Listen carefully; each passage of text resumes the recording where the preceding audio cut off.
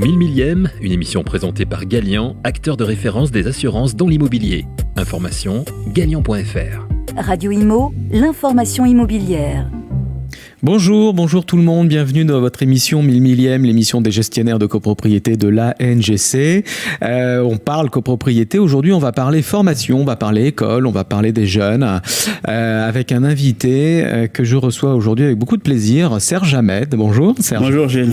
Alors Serge Hamed, vous êtes responsable pédagogique de l'école Sciences U et Fab, c'est à Montrouge, c'est à Paris, à côté de Paris. C'est ça.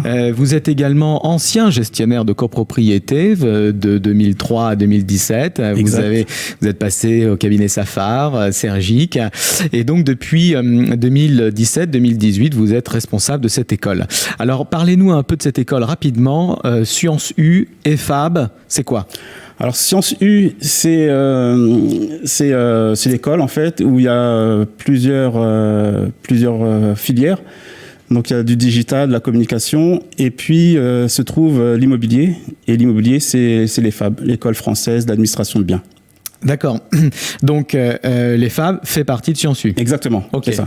Alors, vous avez créé, c'est pour ça que je vous invite en particulier, D'accord. vous avez créé une classe copropriété, un parcours syndic. C'est quoi exactement ? Qu'est-ce que vous avez créé là cette année ? Cette année, effectivement, on a créé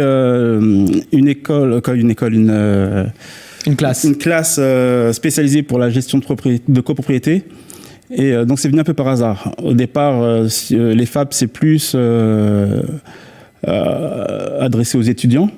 Et cette fois, on avait l'idée de faire la formation professionnelle continue. Mm-hmm. Et puis, on a répondu à des appels d'offres du Pôle emploi qui demandait une formation sur la gestion de copropriété. Et donc, j'y ai répondu. Ça s'est bien passé, on a été retenu. Et puis, la classe vient d'ouvrir au mois d'octobre. Donc, il y a un titre, un bachelor ? Alors, le bachelor, il existe, c'est les étudiants plutôt, c'est ceux qui ont fait un BTS IMO et qui poursuivent en troisième année un bachelor. Et vous voulez lui donner une coloration très copropriété à ce bachelor, hein, c'est ça ? C'est ça, ouais. Et pour cela, donc c'est plus en gestion de patrimoine. Et puis, moi, je vais intervenir sur tout ce qui est copropriété. Pour accentuer le côté... Parce qu'effectivement, on constate, on avait fait une conférence dans votre école, que ceux qui suivent un bachelor gestion de patrimoine ou gestion d'actifs immobiliers en général, très peu d'élèves choisissent ou s'orientent vers la copropriété pure et dure, la copropriété Exactement. D'habitation. Ouais, c'est ça. Donc là, l'idée, c'est de les attirer plus vers la copropriété pure. Et vous avez créé donc un certificat RNCP, c'est ça, pour les profils en reconversion. C'est ça, ouais. Donc c'est justement ce dont je parlais tout à l'heure, ouais. La formation du Pôle emploi finalement. Mm-hmm. Donc là, c'est plus des personnes en reconversion. D'accord. Donc ils ont de 25 à 50 ans environ. Et puis qui ont un parcours personnel et qui ont un projet de devenir gestionnaire de copropriété ou gestionnaire immobilier. Parce que profil en reconversion, on s'imagine toujours l'ancien militaire qui est à la retraite à 50 ans ou 55 ans, ou le cheminot qui est à la retraite à 55 ans et qui se reconvertit. Mais pas forcément, c'est aussi des moins de 30 ans qui ont un parcours d'une expérience professionnelle de 2 ou 3 ans et puis ça leur plaît pas et ils décident de faire autre chose. Exactement, c'est ça, ouais, c'est exactement ça. Il y a d'ailleurs plus de moins de 30 ans que de 50 ans finalement. Hein. Oui, donc profil en reconversion, Ils ont fait 3-4 ans d'ancienneté dans une boîte et puis ils se reconvertissent à l'immobilier. Alors c'est vrai que c'est intéressant ces profils en reconversion parce qu'on dit souvent que c'est un métier le métier de gestionnaire copropriété est un métier qui nécessite une certaine maturité. Ouais.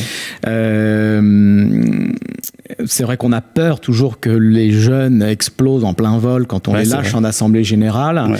Et de plus en plus d'entreprises sont intéressées par ces profils en reconversion. Donc c'est effectivement une bonne idée. Alors justement, à ce titre, est-ce que vous faites dans votre formation des travaux pratiques ? Ah ouais, justement, c'est le cœur de notre pédagogie. C'est vraiment la méthode active. Donc ce qu'on propose, c'est d'envoyer les supports pédagogiques sur une plateforme e-learning. Donc, les étudiants regardent en amont le contenu du cours. L'intervenant fait un petit check pour voir si tout le monde a saisi l'essentiel. Et puis ensuite, on passe au cas pratique. Donc, ça sera des exercices pratiques. Donc, Mise en situation en assemblée générale ? Voilà, c'est exactement ça. Une fois qu'on a fait l'exercice pratique, l'exercice pratique, on le transfère en assemblée générale. Donc moi, je leur demande de transformer l'exercice en convocation d'assemblée générale. Donc ils se mettent en 3 sous-groupes qui sont des... Donc ils font des jeux de rôle ? C'est ça, c'est exactement ça. Ils font des jeux de rôle, ils sont en assemblée générale, après, ils répondent aux questions, ils répondent... Alors parce qu'en assemblée générale, les copropriétaires nous posent toutes les questions de la terre. Exactement, je rappelle que je suis gestionnaire de copropriété. Les copropriétaires, la plupart sont des gens parfaitement agréables, mais on a toujours 1 ou 2 provocateurs. Ouais, c'est ça. Ouais. Voilà. Et là, ce qui est bien, c'est que chaque équipe fait le bureau, et puis les membres de l'assemblée, c'est la classe. Donc c'est les autres étudiants qui challengent. Vous formez aussi à la gestion du flux des mails, parce que le problème chez les gestionnaires, mais comme chez beaucoup d'actifs, de cadres et autres, c'est ce flux de mails. Je pense que c'est important d'apprendre à gérer les mails.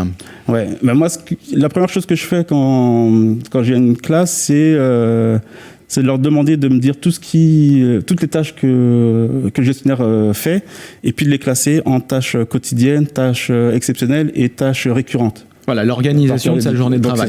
C'est vrai que c'est un métier qui vous avez été gestionnaire. J'ai été gestionnaire, vous savez de quoi vous parlez. Ouais.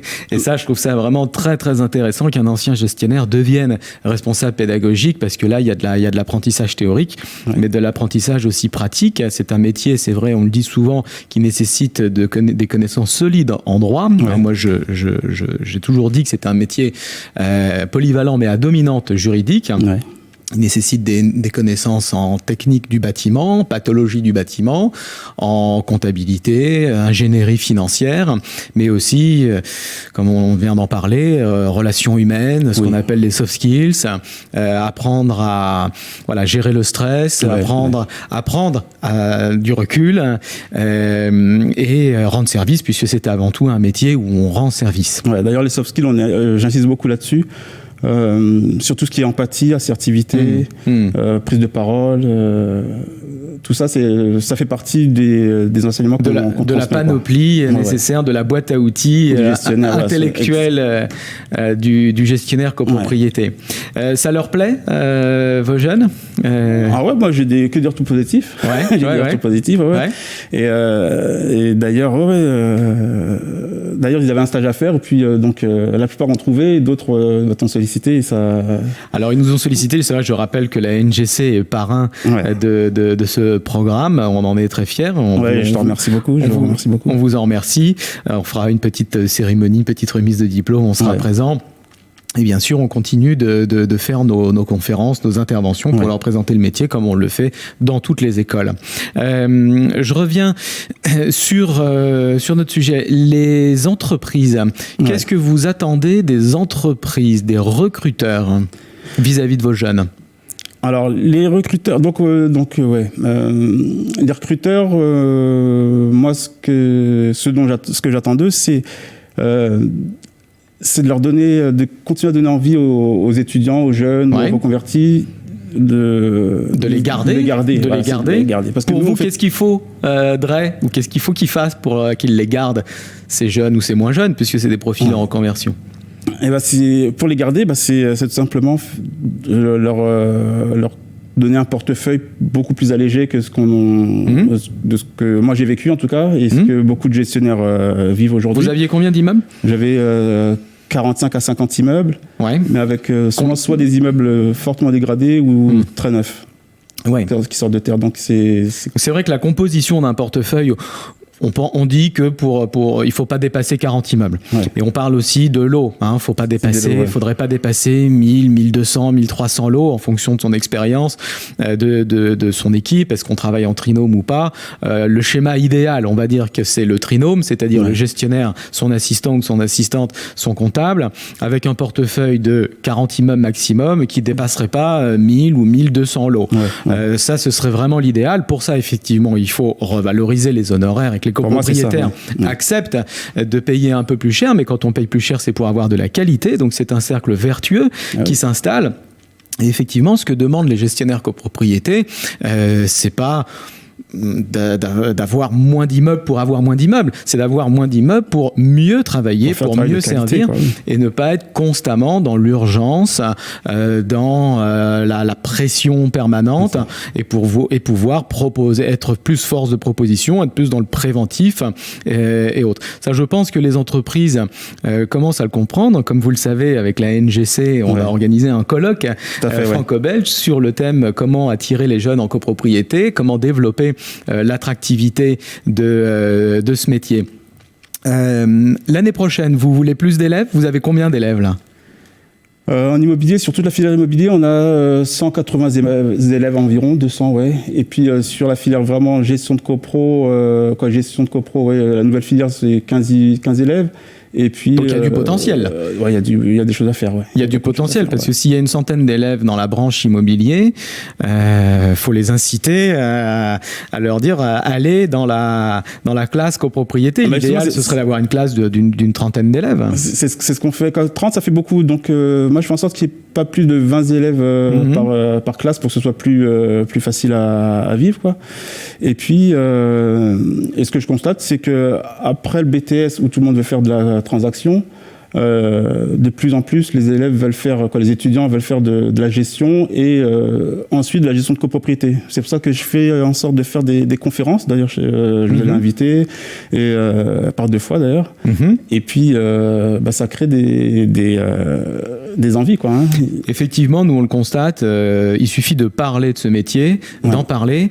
Il faut que les responsables pédagogiques et les directeurs en parlent aussi, parce que eux ne sont pas forcément non plus formés à la connaissance de ce métier, et donc ne le transmettent pas. C'est important, par conséquent, que des professionnels comme nous intervenions et que l'équipe pédagogique présente ce métier de gestionnaire de copropriété de façon positive et de façon objective, tout simplement.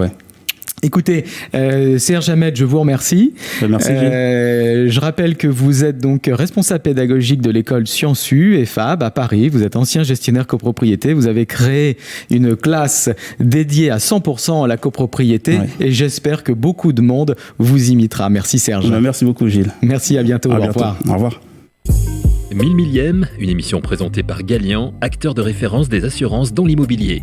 Information, galian.fr. Radio Imo, l'information immobilière.